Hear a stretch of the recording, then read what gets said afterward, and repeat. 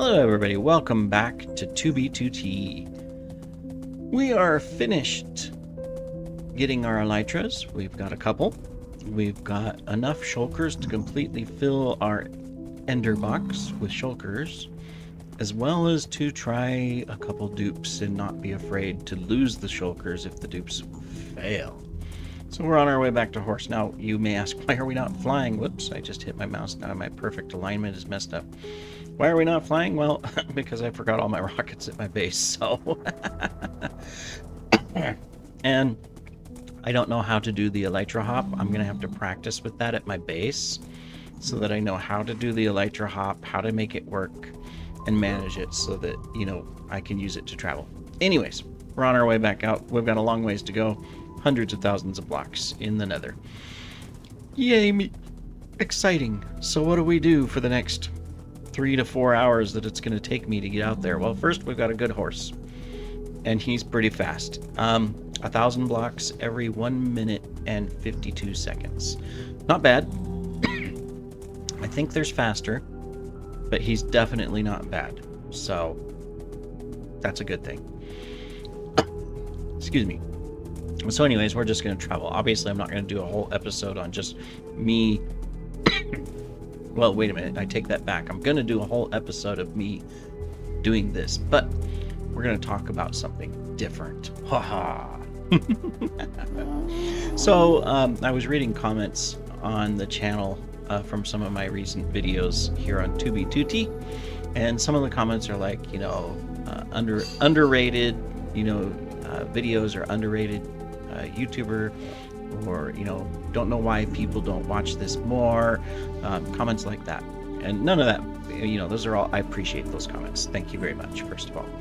But I wanted to say that, you know, when you look at how YouTube has evolved over time, it's completely different. Like when I first started the videos that I'm creating were really the mainstay of what you'd see from a gaming video on YouTube. You know, you had all the big names out there doing YouTube, and individuals that today are huge channels, like Markiplier, for example, started on Minecraft, and Wade and Bob, and that's just one group. And then, of course, there's a whole others if you want to get into Preston and Wiffles, and I'm terrible at names. There's so many others that I used to watch too. And at first, this was their content. You know, they would record from beginning to end, doing something, not much in the way of edits, you know, as far as editing comment out. When you looked at their title image, excuse me, title image for their video, it was, you know, maybe a series video where they'd have a placeholder and they just change the title and the episode number, or potentially they would change the image with something that they were just doing. It was a static shot of actually in-game footage, you know, for example, for Minecraft, I'm taking as an example here. And that was the mainstay. Now today, of course, when you go on to search for videos and stuff, what do you see? Well, you see these highly graphic title pages with clickbait titles of, you know, can we eat an entire burger at once? Or, you know, don't know why that would be on Minecraft, but you never know. You know, all kinds of weird stuff. And then, you know, they usually have, of course, somewhat of a background image. Maybe they've animated characters into it that are larger than life and stand out, or maybe they've even put their face on it, and like with googly eyeballs and, you know, wow faces, and that's really what you see today, you know. And then when you go into the content, most of it, and this is not all, most channels or most YouTube videos, same thing, the videos are short. Let me get a drink, sorry.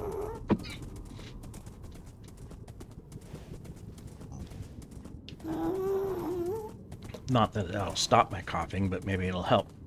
But anyways, so most of the videos are short little tidbits, 20, 40, 60 seconds long, of clips of wow, I blew this up, or oh, look at this build, or maybe they'll insert some time lapses, which are kind of cool, where they show up project. Okay, let's start. Here's some fancy music, time lapse, build, build, build, build, you know, things like that. So it's a completely different style, right, of videos. Now, of course, if you look at my videos, it's this. Traveling on a horse through the nether on a highway, just going in a straight line for hours on end. Not that my videos show this for hours on end, I do cut that out, but that's what it is. Or it's the build process from start to finish, and you go a 40-minute video to build a house or to build a structure, or you are doing mining and you're just digging a tunnel, or things like that. And of course, that's my choice. Crystal. One, I have a full-time job and I just don't have time to spend tons of hours editing on top of the tons of hours playing. I'd rather play than edit. Some people are the opposite. They love the editing process. I hate the editing process.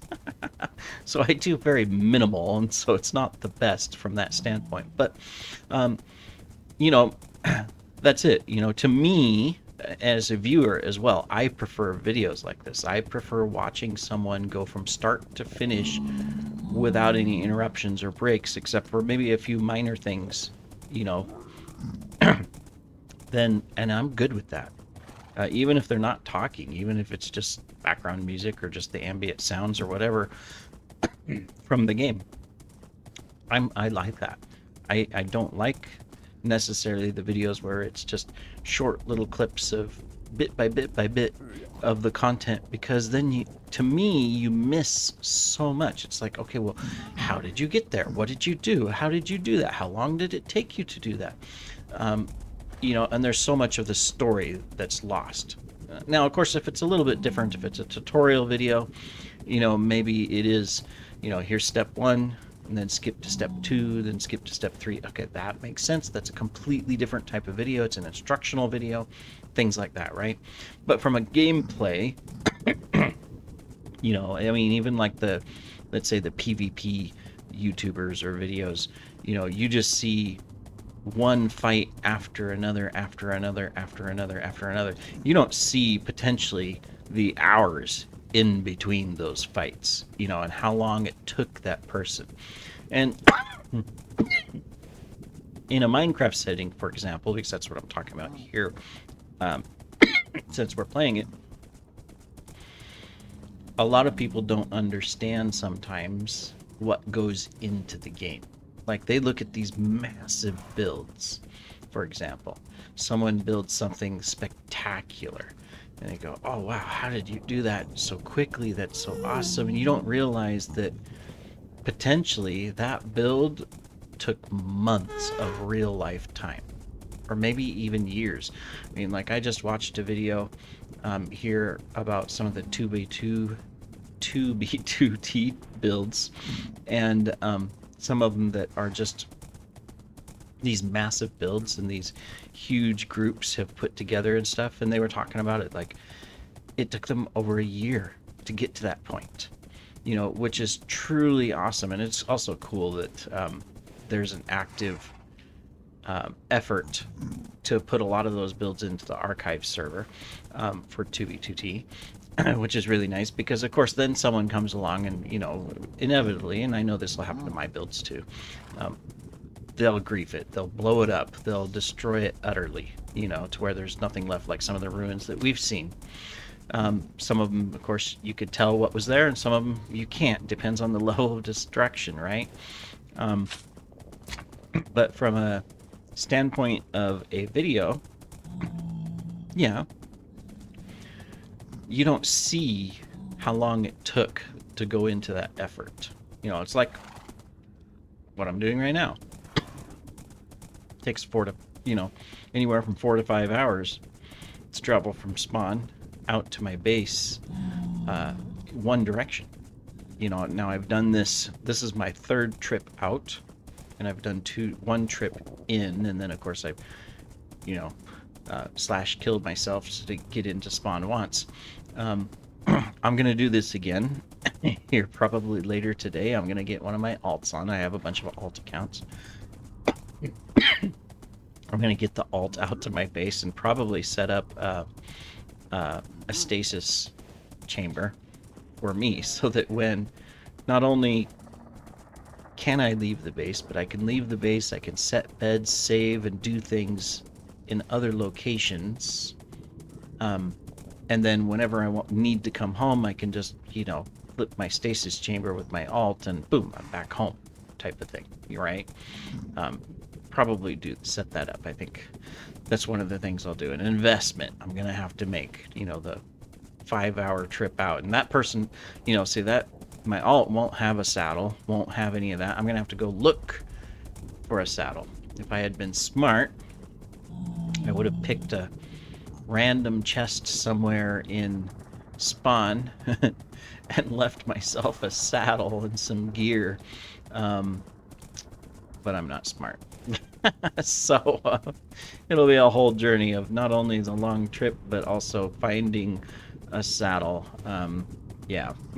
And I know when I started, excuse me, when I started this series, it was like, okay, I'm going to play vanilla.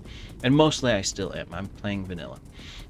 But I did from the very beginning said that, okay, I want to try to figure out a dupe because otherwise I don't know how I'm going to do my mega build that I have envisioned, because it's going to take literally several million blocks of deep slate as an example, because that's the primary block I'm going to be using. And it's like mining that much could take me, 6 months. Probably. I don't know. So I do want to figure out a dupe, and now that I have some spare shulkers, I use that term very lightly because I actually don't, but I have enough. I'll try a couple dupes, the cactus dupe and the lava dupe. Supposedly, some people say they work, some people say they don't work on 2v2t. And I've tried, of course, people keep things like this fairly secret. The videos and the tutorials and the comments that I saw, were about anywhere from 6 months to a year old, saying that it worked or didn't work. So I'm assuming that, okay, well, there hasn't been any major change yet. It hasn't gone to 1.21 yet. It's pending that change. Maybe one of those dupes will work. I know they're not guaranteed. There is a % chance that it doesn't work and you lose the shulker in the process, but then there's a small % chance that you do. And of course, it'll be even more difficult on that because I have to, do the dupe, do the actions for the dupe. Then I have to leave the chunk and the render distance and the chunk load distance, the soft load distance, which means I need to go out at least, I think, 150 blocks away. And I got to do it instantly, which the only way to do that is slash kill. So I'd have to set a bed somewhere, do the dupe, kill myself, and then run back to see if the dupe was successful. So we'll see. I'm more likely just to fail and lose the shulkers that I test it with.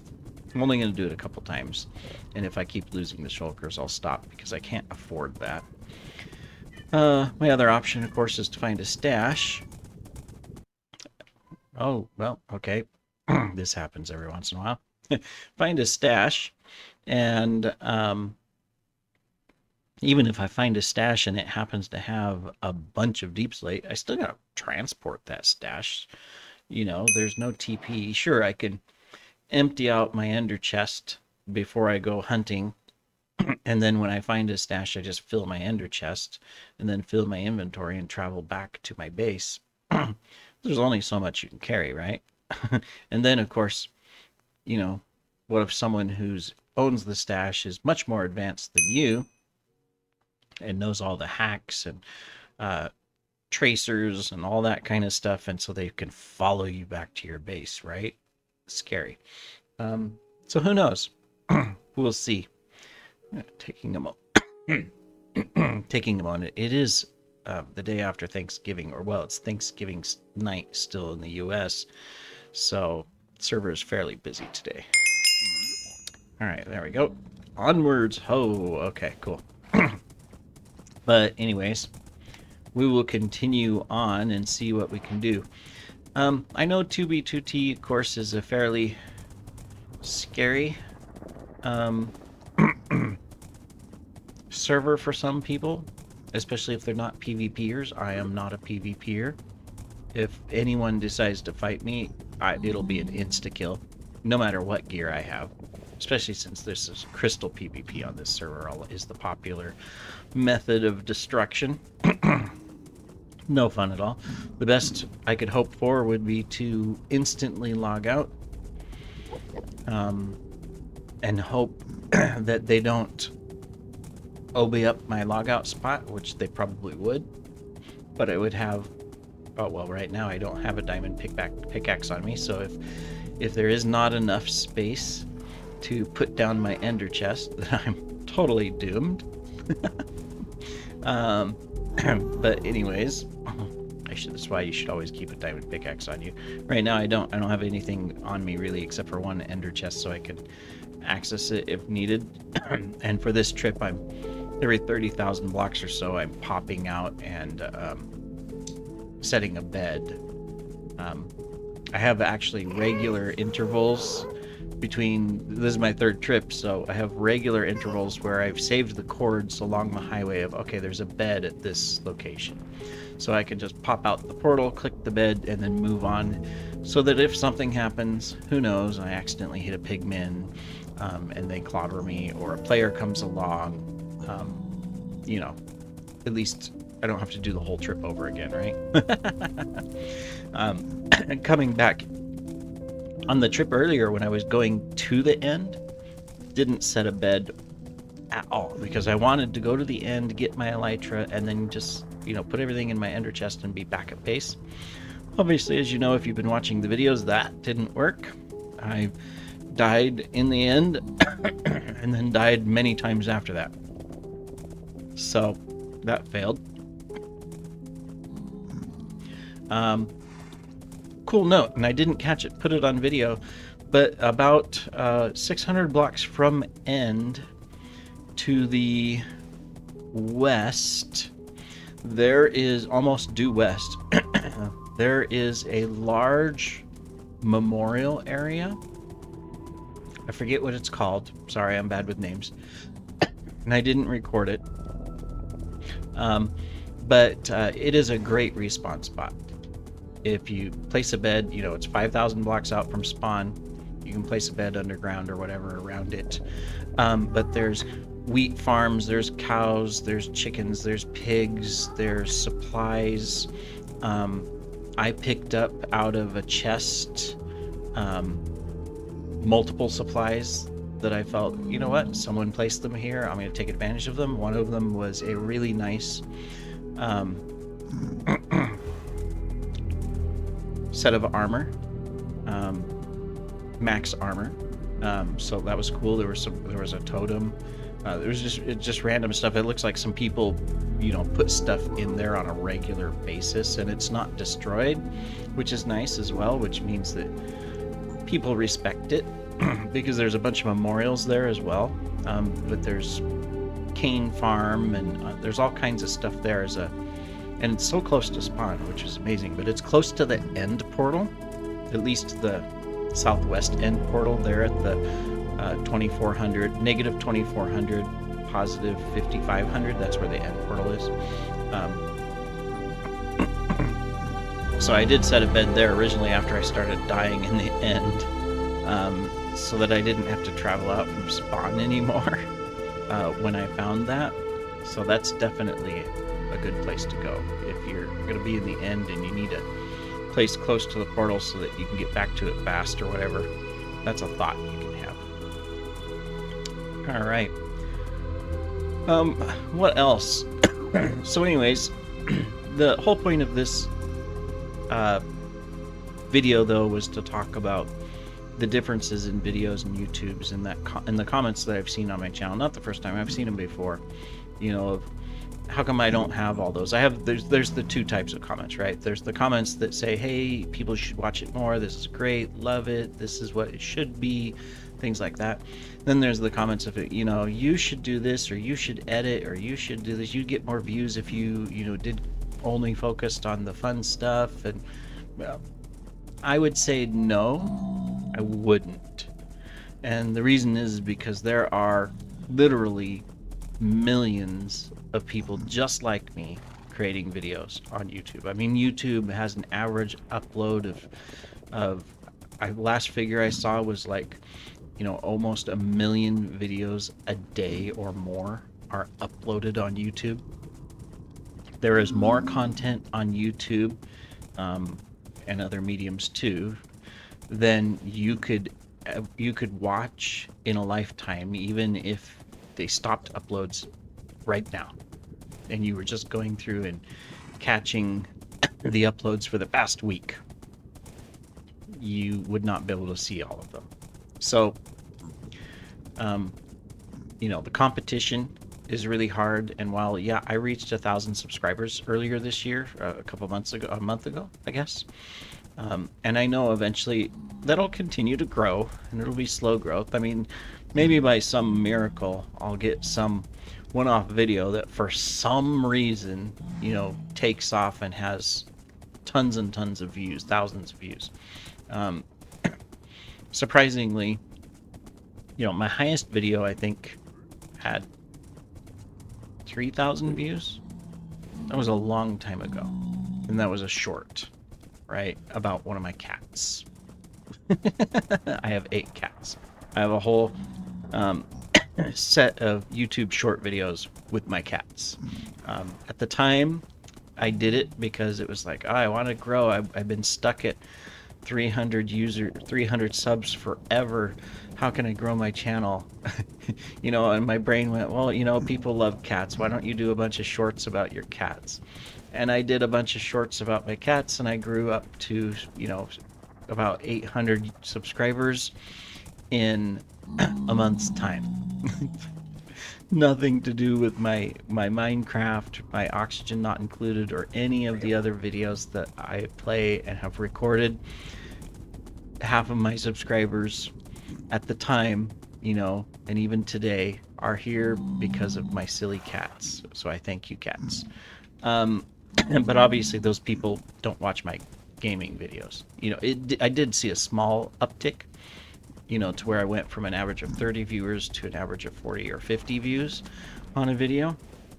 And today, my two main games that I'm playing is Oxygen Not Included, which is slowed down a little bit because I'm a little burnt out. I love the game, but sometimes you gotta take a break, just like I took a break from Minecraft and stopped uploading Minecraft videos, and I went and tried other games like Subnautica and Elden Ring and many others, even Dave the Diver and some different ones, and they were all fun and I enjoyed them. None of them got very many views, but decided, okay, let's do something with Minecraft. It's been a little year, and first I started playing on a different server, not even my own server, which is funny because I do have my own server, and it's kind of sit there, and maybe once a month someone pops up on it, but it's just sitting there. It's a great server. I mean, the plugins and stuff need updated desperately, and I haven't done it, but I mean, the server itself has been there continuous since 2019? I can't remember. Minecraft version 1.16, whatever year that was. The server has been there, and it has never restarted. So it's the complete world, open world map, as far out as you want to go, and it has warps to the previous spawns, because usually every version that would come out and would update Minecraft, including the caves and cliffs, which was a major update, right? I would build a new spawn, and I would move the spawn to another location. So the spawn now is not at 0, 0. But if you want to go to the original spawn from 2016, you can still go there. You can use the warp commands. There's a list, and you can go to the 1.16 spawn. You can go to the 1.17 spawn, to the 1.18 spawn, and so that's pretty cool that you can do that. And you can see all of the different builds around them. You can see the different styles, the advancement in the blocks, and then of course, advancement in the world too, because the world generation there is before the caves and cliffs, whereas if you go out to the new spawn, obviously you have the caves and cliffs. So I mean, complete differences, right? And there's a lot of really cool bases and stuff. Really cool. It is protected. You can't. Well, I need to check my plugins, but I say it's protected because there is land claiming that can be done to protect bases so that they can't be griefed. And of course, there's anti-griefing plugins in place, but and I can reverse damage done. But anyways, it's there. But I didn't even play on my own server. Instead, I went to another one, Simply Vanilla. I played on that for a couple months, built some bases, hit the border, and it was like, oh, well, this sucks. There's a border. And then I knew about 2B2T. I'd seen videos in the past. But I checked out a couple other videos and said, you know what? I wonder, can I get on there? And other people built these massive bases. Obviously, that means they built these things and they remained hidden and not griefed for months or years at a time. I wonder if I can do the same. So that's why I'm here. And, I know eventually it'll be discovered, griefed, maybe destroyed. Who knows? But I'm going to enjoy it. Well, anyways, I've talked enough. And we've traveled probably about, I would say in this time, maybe 15 to 20,000 blocks. I'll have to turn on my thing, but I don't want to show the direction. Obviously, you all know I'm on a diagonal highway, and some of you may have seen it and say, okay, well, Fusion's base is out that highway somewhere. Hundreds of thousands of blocks in the nether. I wonder how far out. Well, you'll never know. Okay, so this is one of the areas anyways I have to... I need my ender chest. I need to get a carrot out so I can lead my horse past. Anyways, thanks for joining, everybody. Take care.